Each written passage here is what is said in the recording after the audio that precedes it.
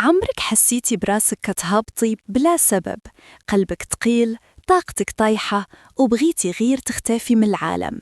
راه ممكن ما يكونش غير تعب، ممكن يكون هذا هو الإنزال النفسي.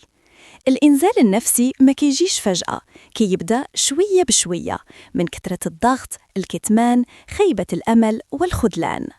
كتولي كتضحك قدام الناس ولكن من الداخل فارغة، كتفيقي مع التعب وكتنعسي وانتي كتفقي بزاف. أي حاجة صغيرة كتدمع عينيك، وأي كلمة كتجرحك بسهولة. كتولي كتقولي عادي لكل شيء، ولكن في الحقيقة ما بقات حتى حاجة عادية.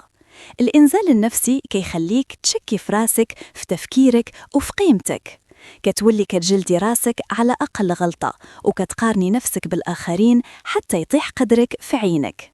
ولكن خاصك تعرفي حاجة مهمة، هذا ما عيب وما ضعف، هذا إنذار من نفسيتك أنها تعبات.